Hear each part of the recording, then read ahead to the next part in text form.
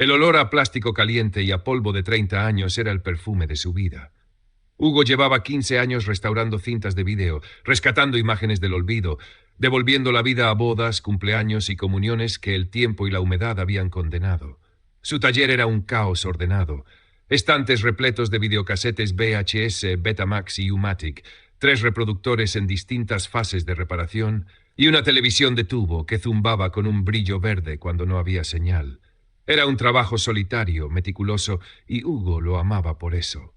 No tenía que lidiar con gente, solo con máquinas y con fantasmas de celuloide. Esa mañana, un cliente le había dejado un lote de cintas de un canal de televisión local, el Canal 9, que había quebrado a finales de los 80. La caja de cartón, mohosa y descolorida, olía a sótano.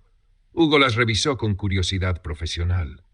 La mayoría eran grabaciones de programación habitual, telenovelas, partidos de fútbol, informativos locales con presentadores de trajes enormes y peinados imposibles. Pero una cinta, etiquetada solo con un X7 escrito a mano con rotulador rojo, llamó su atención. La insertó en el reproductor. La imagen era granulada, llena de estática, y el audio un chirrido constante. Pero de repente, la estática se cortó y apareció una imagen nítida. Un fondo negro, una mesa de madera y sobre ella una marioneta. No era un títere infantil. Era una figura de madera, con la cara pintada de blanco, mejillas rosadas y una sonrisa fija, de esas que no llegan a los ojos, porque los ojos eran 2 botones negros sin brillo.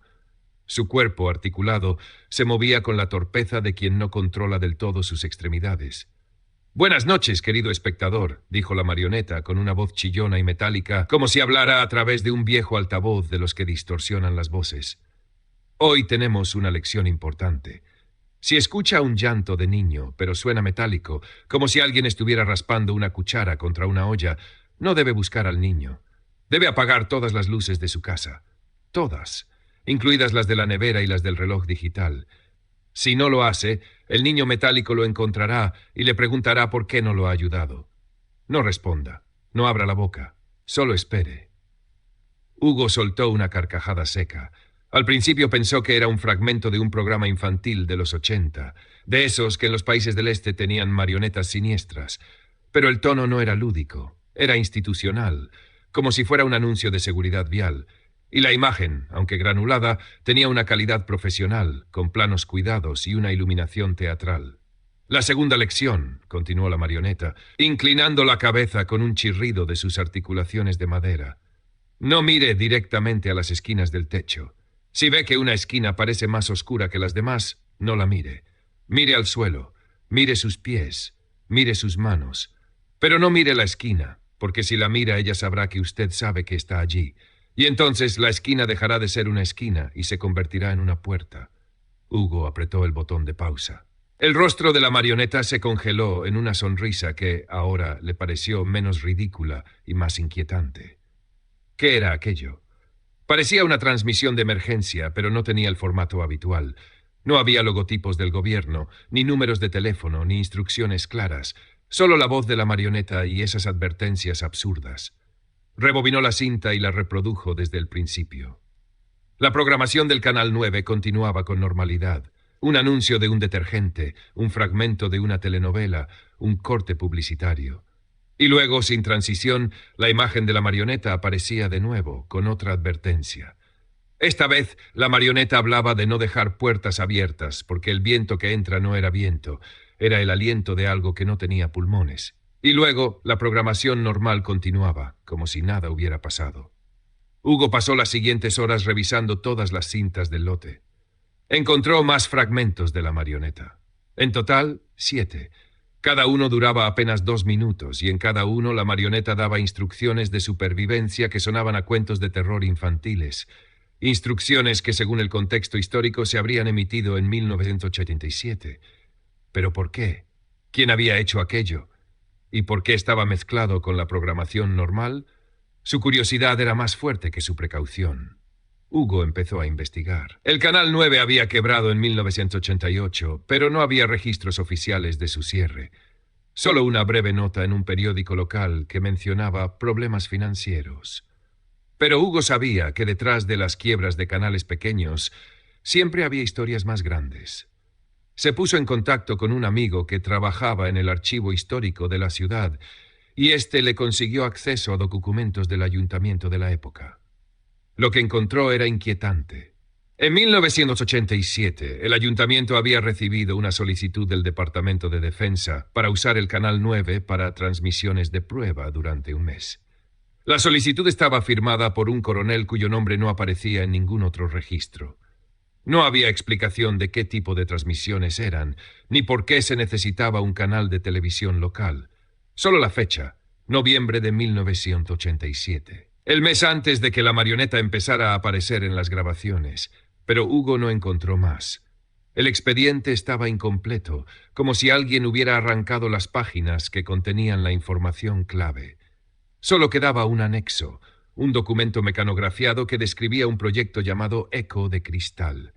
El documento era críptico, hablaba de distorsiones espaciales, de anomalías en la estructura de la realidad y de un fenómeno que reescribirá las leyes de la física en una región específica del país.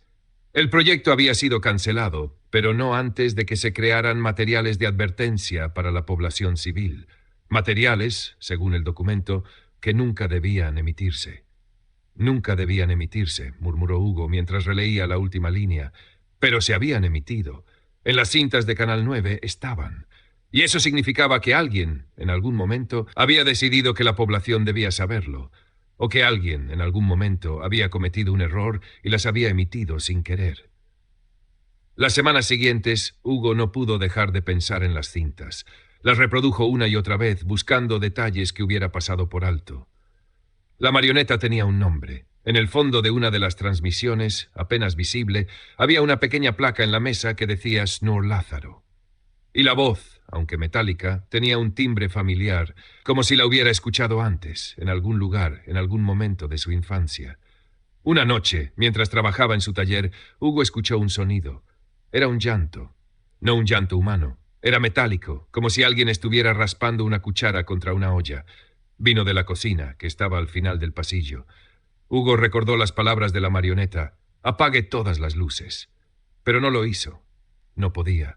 Su curiosidad era más fuerte que su miedo. Caminó hacia la cocina, con el corazón latiendo con fuerza. La puerta estaba entreabierta. La luz de la nevera encendida proyectaba un resplandor pálido en el suelo. Y allí, en el centro de la cocina, no había nada. Solo el sonido, que seguía sonando, más fuerte ahora, como si estuviera dentro de su cabeza. Hugo apagó la luz de la nevera y se quedó en la oscuridad. El llanto cesó, pero no sintió alivio. Sintió que algo en algún lugar lo había visto, y que eso, que sea lo que sea, sabía que él no había seguido las instrucciones. Al día siguiente el taller estaba desordenado, no como si alguien hubiera entrado a robar, sino como si el viento hubiera pasado por allí, moviendo papeles y objetos. Hugo lo atribuyó al estrés, a la falta de sueño. Pero cuando fue al baño, se detuvo en seco. La esquina del techo, la más cercana a la ventana, parecía más oscura que las demás.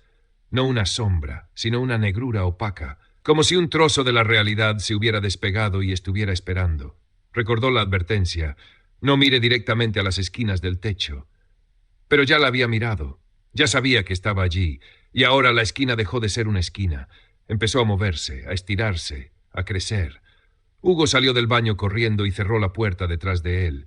Se apoyó contra la pared, jadeando. No podía ser real, no podía estar pasando. Pero las cintas, las advertencias, el documento del Departamento de Defensa, todo apuntaba a que sí, era real. Que la distorsión que habían predicho no había ocurrido en 1987. Estaba ocurriendo ahora, en su casa, en su vida. Los días siguientes fueron un infierno. Las advertencias de la marioneta empezaron a cumplirse una a una. El sonido del niño metálico, las esquinas que se movían, el viento sin pulmones que soplaba en los pasillos cerrados. Hugo intentó seguir las instrucciones, pero era demasiado tarde. La distorsión ya estaba dentro de su hogar y era el único que podía verla. Entonces recordó la cinta número 7, la última del lote. No la había reproducido. Se había guardado para el final, como quien se guarda un caramelo. La insertó en el reproductor, con las manos temblorosas. La imagen de la marioneta apareció, pero esta vez la marioneta no miraba a la cámara. Miraba a un lado, como si estuviera hablando con alguien fuera de plano. Y entonces la marioneta dijo: «Sabemos que estás viendo esto. No importa el año, no importa el lugar. Tú que estás al otro lado del tiempo, eres el que nos ha estado buscando, el que nos ha estado reproduciendo, el que nos ha estado trayendo de vuelta. Y ahora que has llegado hasta aquí, tenemos que decirte la verdad. Esta transmisión no es del pasado. Es una advertencia enviada desde el futuro por alguien que no puede salvarse a sí mismo, alguien que te conoce, alguien que eras. La imagen se distorsionó y en lugar de la marioneta apareció el rostro de un hombre. Era mayor, con canas y arrugas, pero sus ojos, sus facciones eran las de Hugo, una versión futura de él mismo. El hombre habló con una voz entrecortada, llena de estática. Hugo, soy yo. Soy el que no pudo salir a tiempo. He estado atrapado aquí en el bucle, enviando estas cintas a través de la distorsión. Cada vez que las reproduces, la distorsión se hace más fuerte. Cada vez que sigues las instrucciones, la anomalía crece. No hay manera de detenerla, ni siquiera yo sé cómo hacerlo. Pero hay una opción. Si ves esto, si llegas a esta cinta, es porque ya estás dentro. La única manera de sellar la anomalía es destruir el reproductor de video, no las cintas. El reproductor, el dispositivo que te ha permitido ver estas imágenes. Destrúyelo y la distorsión se cerrará. Pero el hombre hizo una pausa. Su rostro se torció en una mueca de dolor. Pero si lo haces, perderás la última conexión con tu hermano. Sí, él está aquí, en la distorsión, atrapado en la pantalla. Yo, el yo del futuro, lo sé porque lo he visto, porque he intentado salvarlo, pero no puedo. Solo tú en el presente puedes hacerlo. O puedes destruir el reproductor y salvarte a ti mismo y condenarlo a él para siempre. Es tu elección. Esa es la verdadera advertencia. La imagen se cortó. La pantalla se llenó de estática y la cinta se atascó con un sonido áspero. Hugo se quedó allí, sentado, sin poder moverse. Su hermano menor, que había desaparecido 10 años atrás en una noche de tormenta, sin dejar rastro. Su hermano, al que siempre había culpado de haberse ido sin despedirse, sin saber que no se había ido, que había sido absorbido, que había estado aquí, en la distorsión, todo este tiempo. Y ahora, él tenía que decidir. Destruir el reproductor, sellar la anomalía, salvar el mundo y condenar a su hermano. O seguir reproduciendo, seguir buscando y arriesgarse a que la distorsión se expandiera y consumiera todo lo que había a su alrededor. El taller, de repente, se llenó de un zumbido. Las luces parpadearon. La pantalla del televisor, aunque la cinta estaba atascada, mostraba una imagen. Era su hermano, con el rostro que tenía en la última foto que le había hecho, justo antes de desaparecer. Estaba detrás del cristal de la pantalla, con los ojos abiertos y la boca moviéndose, pero sin emitir sonido. Y entonces la imagen empezó a salir de la pantalla. Las manos, los brazos, la cabeza, como una persona que trepa por una ventana estrecha. Hugo miró al televisor y después miró al reproductor. Lo tenía en la mano, con el cable desconectado. Podía romperlo. Podía destrozarlo contra la pared, y la distorsión se cerraría y su hermano desaparecería para siempre, y él viviría el resto de su vida sabiendo que lo había condenado, pero sabiendo también que había detenido el fin del mundo. O podía dejarlo. Podía dejar que su hermano saliera y luego decidir qué hacer. El zumbido se hizo más fuerte, las luces se apagaron del todo, y Hugo, con el reproductor en las manos, supo que el tiempo se había acabado. No había una respuesta correcta, solo una elección. Y esa elección, fuera cual fuera, lo cambiaría para siempre. Este es el misterio que no me deja dormir. Ahora tú, cuéntame en los comentarios. ¿Qué te da insomnio? Buenas noches.